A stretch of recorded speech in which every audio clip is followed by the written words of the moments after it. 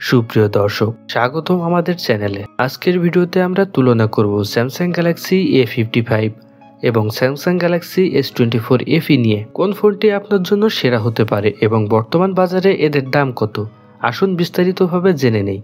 প্রথমেই আসি ডিজাইন ও build quality প্রসঙ্গে। গ্যালাক্সি S24 FE-তে থাকছে প্রিমিয়াম গ্লাস ব্যাক এবং IP68 রেটিং, যা 1.5 মিটার পানিতে 30 মিটার পর্যন্ত সুরক্ষা দেয়। অন্যদিকে A55-এ রয়েছে প্লাস্টিক ব্যাগ এবং IP67 রেটিং, তাই যারা রাফ অ্যান্ড টাফ ব্যবহার করেন তাদের জন্য A55 একটু বেশি উপযোগী। দুই ফোনেই অ্যামোলেড ডিসপ্লে রয়েছে, কিন্তু পার্থক্য হলো ব্রাইটনেসে।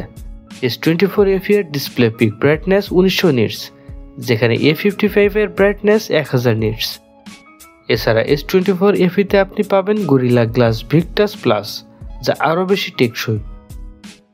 দুই ফোনেই 50 মেগাপিক্সেল প্রধান ক্যামেরা রয়েছে, তবে S24 FE-তে অতিরিক্ত 8 মেগাপিক্সেল টেলিফটো লেন্স আছে, যা 3x অপটিক্যাল জুম সাপোর্ট করে। A55-এ এর বদলে 5 মেগাপিক্সেলের ম্যাক্রো লেন্স। ভিডিও রেকর্ডিং এর ক্ষেত্রেও S24 FE এগিয়ে, কারণ এটি 8K ভিডিও রেকর্ড করতে সক্ষম। গ্যালাক্সি S24 FE-তে রয়েছে Exynos 2400 চিপসেট, যা গিগবেঞ্চ এবং আন্তত বেঞ্চমার্কে অনেক এগিয়ে। উদাহরণস্বরূপ, আন্তত স্কোরে S24 FE প্রায় 138% বেশি পারফর্ম করে। অন্যদিকে A55 এর Exynos 1480 সাধারণ ব্যবহারে ভালো হলেও হেভি গেমিং এবং মাল্টিটাস্কিং এর জন্য S24 FE অনেক স্মুথ। গ্যালাক্সি A55 এ বড় 5000 mAh এর ব্যাটারি থাকলেও ব্যাটারি লাইফের দিক থেকে তেমন বড় পার্থক্য নেই। S24 FE-তে 4700 mAh ব্যাটারি থাকলেও এর অপটিমাইজেশন এবং ফাস্ট চার্জিং সুবিধা আরও ভালো।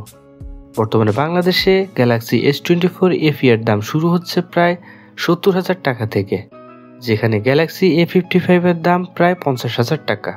যদি আপনার বাজেট একটু বেশি হয় এবং গেমিং, ফটোগ্রাফি বা প্রিমিয়াম ডিজাইন চান, তাহলে S24 FE বেস্ট অপশন। আর বাজেট একটু কম হলে এবং দৈনন্দিন ব্যবহারের জন্য ভালো পারফরমেন্স চান, তাহলে A55 আপনার জন্য যথেষ্ট। এই ছিল স্যামসাং গ্যালাক্সি A55 এবং S24 FE নিয়ে আমাদের বিশ্লেষণ। কোন ফোনটি আপনার কাছে পছন্দের তা কমেন্ট করে জানাতে ভুলবেন না। ভিডিওটি ভালো লাগলে অবশ্যই একটি লাইক দিবেন এবং সাবস্ক্রাইব করবেন।